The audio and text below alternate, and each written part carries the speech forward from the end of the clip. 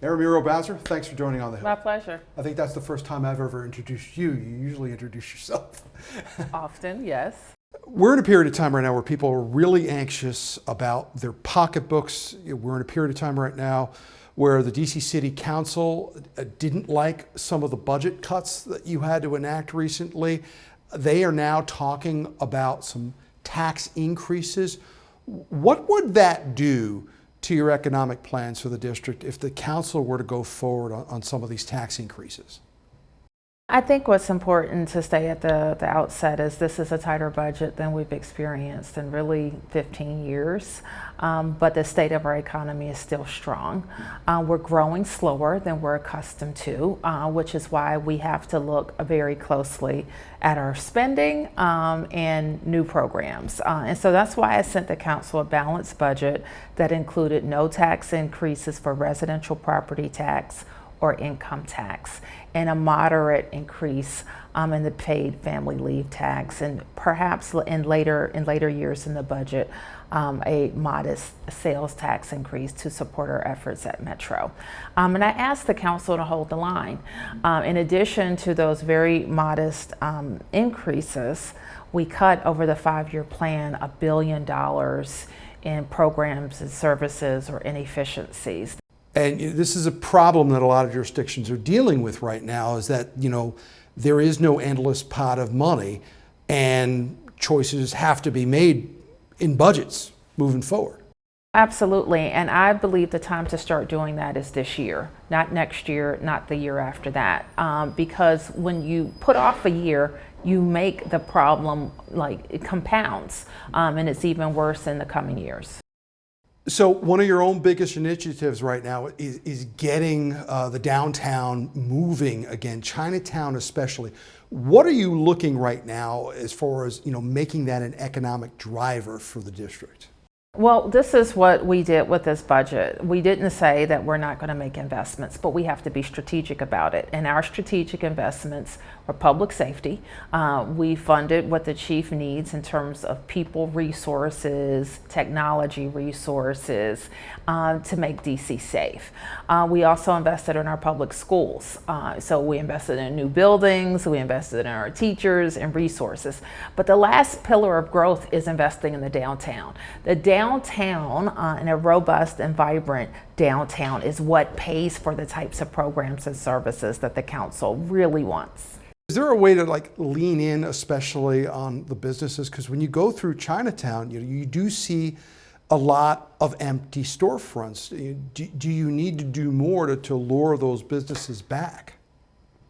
You have to actively work for it. Nothing happens in a city by accident. Very intentional programs and policies are put in place to get the results that you want. So we have several plans. The DC Action Plan for downtown, which lays out a path, our comeback plan, and there's a China 8 Big Idea Chinatown Gallery Place plan. So what's your relationship with Ted Leonsis right now? Because obviously things probably got tense when he was thinking about moving, the teams to Virginia. Are you good, or are you working together? We've always been good. Now we obviously had a difference in the last several months, and I've stated clearly, I'll say it again, DC teams belong in DC, and we worked very hard to make that happen. Listen, Monumental Sports is a great business, and it is a growing business, employs a lot of people. Ted has other businesses and philanthropic efforts in the district. So we all came together to do what's best for our city, and we think what's best for the teams. There's a big DC team out there that no longer plays in DC, and I'm talking about the Commanders. Obviously, the RFK situation is, on the minds of a lot of people in the city. Do you think that that team is going to wind up back in Washington? Where are we at with that? I do think it is. I think it's inevitable. I think someone said, maybe it was Josh, that RFK is the spiritual home of the Washington Commanders. We believe that. We believe that's where they were winning. We believe that's where all the fond memories are.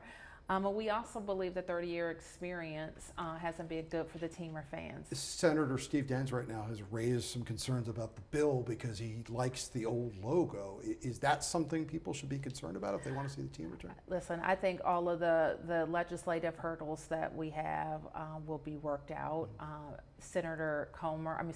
Congressman Comer and our Congresswoman Eleanor Holmes Norton had a bipartisan bill that was widely supported in the House.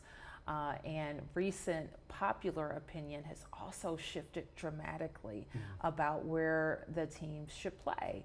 And people in D.C. think that it should be in D.C. People in Maryland think that it should be in D.C. People in Virginia think that it should be in D.C. All right, so I want to pivot to public safety here because there does seem to be something that the district is seeing that, maybe the Biden administration is dealing with in the economy, whereas the numbers seem to be pointing in the right direction, but a lot of the people say they don't feel it right now. There was a George Mason Scholar poll recently came out that said, public safety is the number one issue.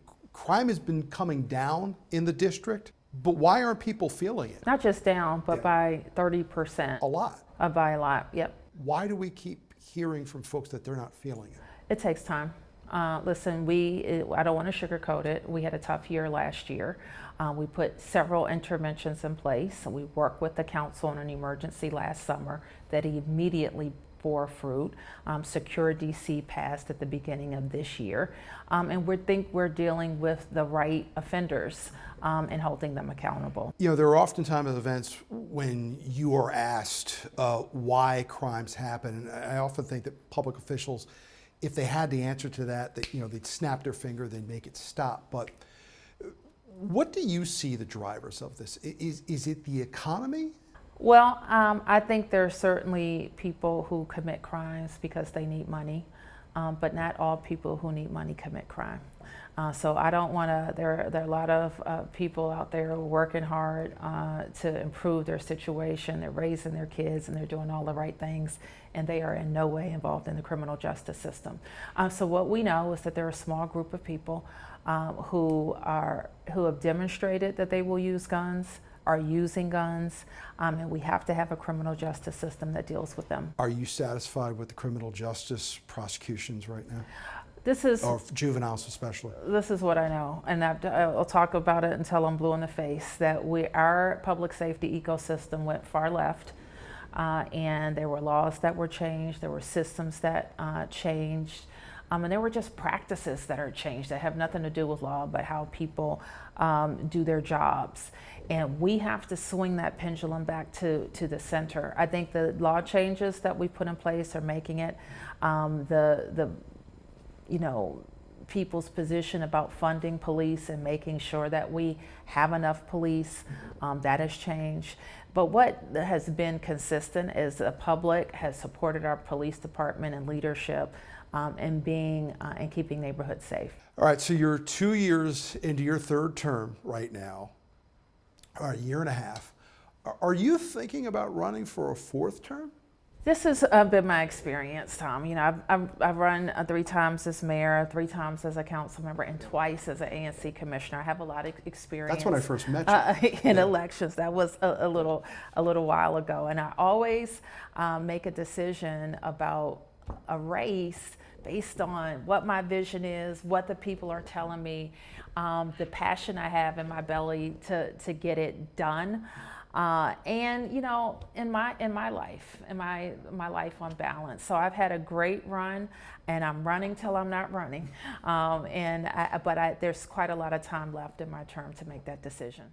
Mayor Muriel Bowser, thanks for joining on the Hill. Thank you.